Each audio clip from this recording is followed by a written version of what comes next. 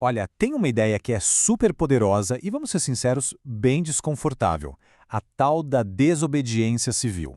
A gente vai mergulhar fundo nisso hoje e tentar responder uma pergunta que pega. Quando é que se rebelar contra o sistema não é só um direito, mas, quem sabe até um dever? E tudo começa com essa pergunta aí, ó. Desde pequenos, a gente ouve que ser um bom cidadão é basicamente obedecer às regras, né? Seguir a lei. Mas e se a coisa não for tão preto no branco assim? E se a realidade for, tipo, muito mais complexa? Então, vamos lá. Essa pergunta não é papo de filósofo, não. É só a gente olhar para a nossa realidade, aqui no Brasil mesmo. Pensa só, uma sociedade cheia de desigualdades, onde o Estado, que em tese deveria proteger todo mundo, muitas vezes acaba sendo parte do problema, perpetuando injustiças.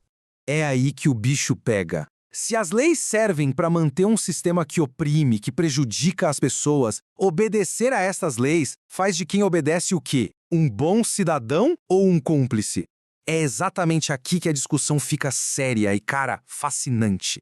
Para a gente tentar desembolar esse nó, a gente precisa fazer uma viagem no tempo. Vamos voltar lá para 1849 para um ensaio que foi literalmente uma bomba. E vamos conhecer o cara por trás disso tudo, um filósofo chamado Henry David Thoreau.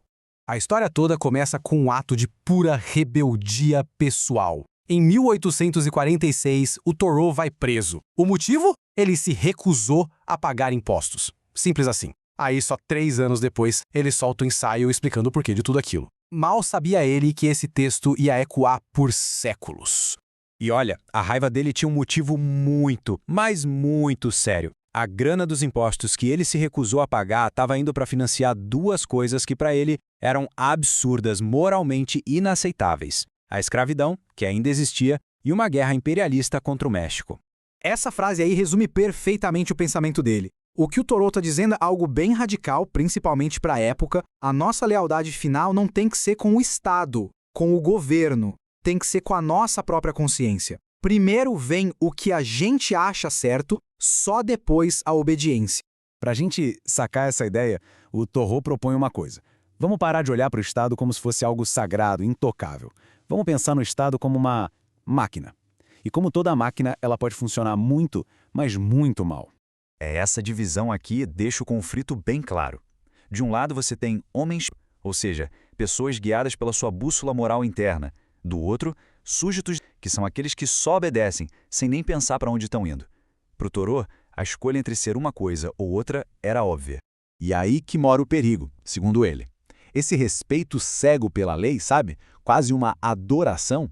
É isso que faz com que gente comum, gente boa, bem intencionada, acabe virando sem perceber as próprias engrenagens que fazem a máquina da injustiça funcionar todo santo dia.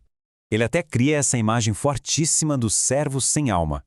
Pensa numa pessoa que serve ao Estado sem questionar, sem usar o próprio julgamento moral.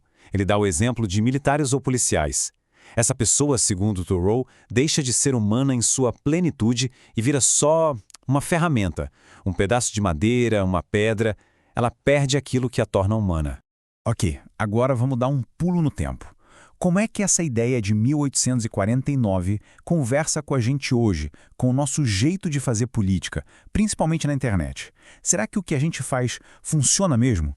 Muita gente acredita que a principal ferramenta que a gente tem é o voto, certo? Bom, o Thoreau ia discordar, e muito. Para ele, votar é quase como um jogo, tipo damas ou gamão. É só uma aposta fraca, uma torcida para que o certo vença, mas sem o envolvimento de verdade com o que acontece depois.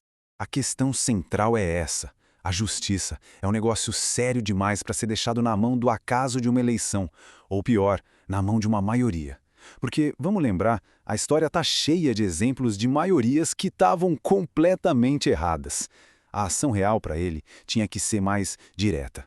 Para trazer essa ideia para hoje, para o nosso mundo, vamos tentar uma analogia diferente. Pensa no Estado como um aplicativo gigante no seu celular. As leis são aqueles termos de uso que a gente nunca lê e só clica em aceito. E os impostos? É a assinatura mensal que a gente paga para usar o app. E aí vem a pergunta que dói. Se a gente descobrisse que o algoritmo desse aplicativo foi programado para oprimir, para prejudicar um grupo de usuários de propósito, alguém continuaria pagando a assinatura? Pois é, porque no fundo é mais ou menos isso que a gente faz quando financia um sistema injusto com nossos impostos. Então, beleza. Se votar não é o suficiente e simplesmente obedecer pode ser o mesmo que ser cúmplice, o que sobra? Qual é a saída? O Thoreau dá a letra, e é bem direto. A gente precisa ser o atrito. O atrito que faz a máquina parar. E a instrução dele é cristalina. Ele diz que, se a tal máquina do Estado exige que uma pessoa seja o agente da injustiça contra outra, então a obrigação moral não é obedecer. A obrigação é quebrar a lei. Essa é a metáfora incrível de ser um contra-atrito. A ideia é usar a própria vida, as próprias atitudes, como uma força de resistência, uma força pensada, deliberada, para emperrar as engrenagens da máquina da injustiça. Mas é muito importante entender isso aqui. A ideia não é sair quebrando tudo, não é promover o caos.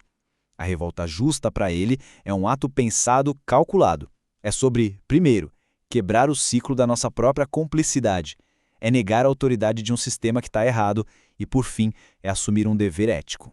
No fim das contas, o recado de Thoreau pra gente, hoje, é que engajamento de verdade é muito mais do que tuitar a frustração ou só deixar a responsabilidade pra lá na hora do voto. É sobre ter uma espinha dorsal moral, uma convicção firme que não se curva fácil.